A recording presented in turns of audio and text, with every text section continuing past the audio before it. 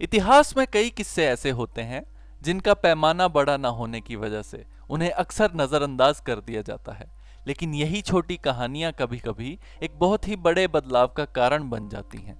हम भी इतिहास का एक ऐसा ही छोटा सा प्रयास बनने की उम्मीद लेकर आपके सामने एक और दिलचस्प कहानी के साथ हाजिर हैं। एक छोटी सी चींटी कैसे हाथी जैसे विशालकाय जानवर के नाक में भी दम कर सकती है, यह व्याख्यान हम अच्छी तरह से जानते हैं। आज की कहानी इतिहास की एक ऐसी ही चींटी के बारे में है, एक ऐसी यूरोपीय शक्ति जिसे अक्सर अनदेखा कर दिया जाता है, लेकिन जिसका प्रभाव इतना गहरा और महत्वपूर्ण था कि उसे नजरअंदाज नहीं किया जा सकता। आज हम बात करेंगे भारत में डेनिश के आगमन की, और हर बार की तरह इस बार भी मैं आपको आज के हमारे मुख्य किरदार को नक्शे पर दिखाए बिना आगे नहीं जाने दूंगा। तो पिछले अध्याय में हमने ब्रिटेन को नक्शे पर देखा था। चलिए वहीं से नॉर्थ सी के दूसरी तरफ पूर्व की ओर चलते हैं। यहाँ आपको जो यह प्रायद्वीप मतलब पेनिनसुला और द्वीपों का समूह दिख रहा है, यही डेनमार्क है, और यहाँ के निवासियों को डेन्स कहा जाता है।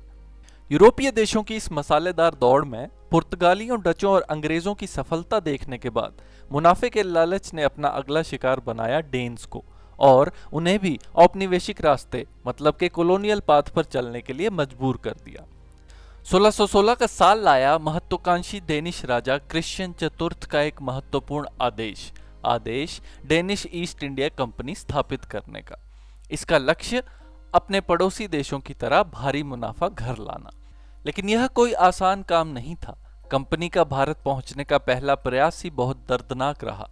कंपनी स्थापित होने के 2 वर्ष बाद साल 1618 में ओवे जेडा नामक एडमिरल के नेतृत्व में निकलता है एक काफिला दिल में अरमान लिए भारत की ओर।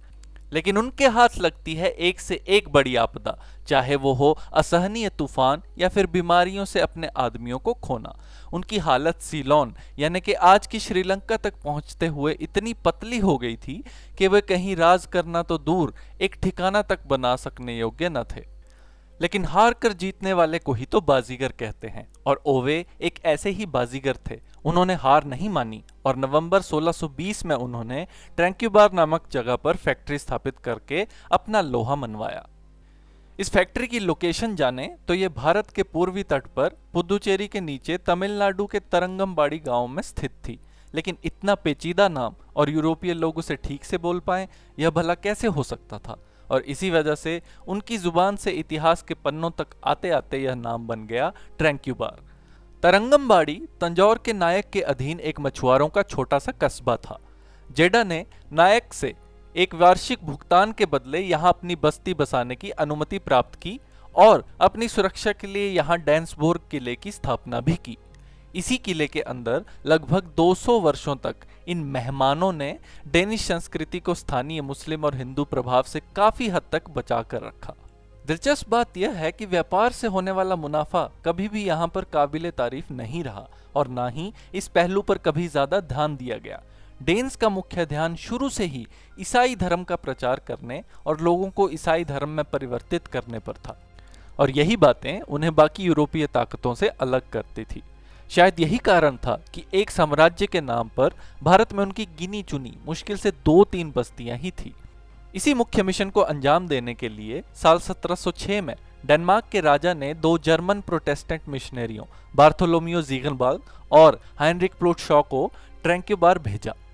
इनके आने से ही शुरू होता है भारत में डेनिश प्रभाव का सबसे अनोखा और महत्वपूर्ण अध्याय। ज़ीगनबाल्ग की एक खासियत रही कि वे मिशन को लेकर बहुत ही समर्पित थे, और भारत आकर उन्हें सबसे बड़ी जिस मुश्किल का सामना करना पड़ रहा था वो था भाषा का अंतर। इस क्षेत्र में तमिल भाषा का प्रयोग किया जाता था, और इसी अंतर की वजह से वे अच्छे से प्रचार नहीं कर पा रहे थे।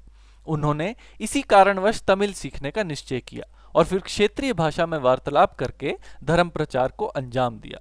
उन्हें यह भी पता था कि सिर्फ जुबानी प्रचार करने से गहरी पैठ नहीं बना जा सकती, इसलिए उन्होंने साहित्य का सहारा लेने की ठानी।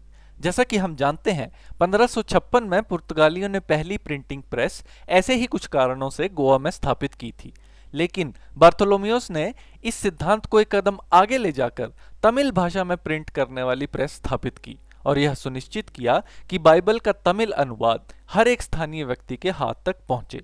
ट्रैंक्यूबार की यह प्रेस भारत में किसी भी स्थानीय भाषा के टाइप इस्तेमाल करने वाली पहली प्रेस थी। इन्हीं सब प्रयासों के चलते ये मिशनरी लीडर तमिल और तंजौर के साहित्य का एक अटूट हिस्सा बन गए और उनके व्याख्यान और मूर्तियां आज भी ट्रैंक्यूबार के किले और आसपास की जगहों में पाए जाते हैं। बात करें डेनिश कंपनी की, तो मिशनरी कामों पर ज्यादा और व्यापार पर कम ध्यान देने के चलते इस कंपनी को भारी वित्तीय घाटों का सामना करना पड़ा। यह घाव गहराते गहराते ये बात यहां तक पहुंच गई कि 1730 के दशक में इस कंपनी का दिवालिया निकल गया और यह पूरी तरह से ठप हो गई।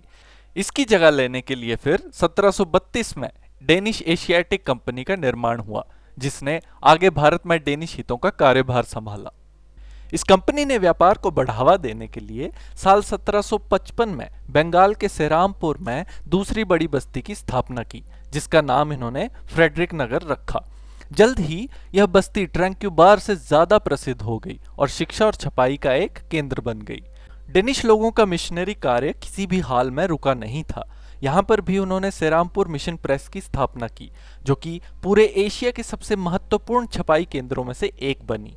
19वीं शताब्दी में तो डेनिश राजा की रजामंदी से सेरामपुर कॉलेज भी स्थापित किया गया, जो कि एशिया का पहला ऐसा संस्थान बना जिसे यूरोपीय विश्वविद्यालय जैसे अधिकार मिले हों।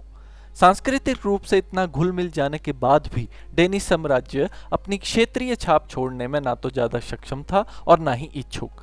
अंग्रेजों और फ्रांसीसियों जैसी बड़ी ताकतों से टक्कर लेने की उनमें क्षमता नहीं थी, इसलिए उन्होंने अपने छोटे से दायरे में ही संतुष्टि समझी। वे अंग्रेजों और फ्रांसीसियों के आपसी युद्ध के समय भी निष्पक्ष रहे और 8वीं शताब्दी में दोनों पक्षों के साथ बराबरी का व्यापार करके मुनाफा कमाते रहे। इनके औपनिवेशिक रोमांच के अंत की शुरुआत हुई 19वीं शताब्दी में, जब यूरोप में नेपोलियन के युद्धों में डेन्स ने अंग्रेजों के खिलाफ नेपोलियन का साथ दिया। इस युद्ध में नेपोलियन की हार के साथ ही डेनिश नौसेना की कमर टूट गई। इसके बाद उन्होंने विस्तारवाद और उपनिवेशवाद खासकर भारत में छोड़ने का फैसला किया। अंततः 1845 में थक हार कर उन्होंने ट्रैंक्यूबार और सेरामपुर समेत अपनी सारी भारतीय संपत्ति को मात्र 12.5 लाख की मामूली रकम पर अंग्रेजों को बेच दिया। यह भारत में डेनिश युग का अंत था और हमने सीखा कि भले ही वे एक बड़े यूरोपियन शक्ति नहीं थे, पर उन्होंने दोनों महाद्वीपों के बीच सांस्कृतिक आदान प्रदान को एक बड़े पैमाने पर प्रभावित किया। उनका औपनिवेशिक हिस्सा तो समाप्त हो गया, लेकिन उनका साहित्यिक और सांस्कृतिक प्रभाव आज भी भारतीयों के जीवन में हमेशा के लिए अंकित है। आज का अध्याय यहीं तक। अगर आपको यह प्रयास पसंद आया तो कृपया इस वीडियो को लाइक करें, कमेंट करें और अपने दोस्तों के साथ शेयर करें, ताकि हमें आगे भी काम करने की प्रेरणा मिलती रहे। चैनल को सब्सक्राइब करना ना भूलें। अब आगे क्या? हम यूरोपीय शक्तियों के भारत आगमन के इस अध्याय को इसके आखिरी और सबसे बड़े दावेदार के साथ समाप्त करेंगे, यानी कि फ्रांसीसी। उनका ऐतिहासिक महत्व इतना बड़ा है कि शायद उन्हें हम पूरी तरह समझने के लिए 2 वीडियो लगा सकते हैं। देखिए आगे क्या होता है। तब तक के लिए अलविदा।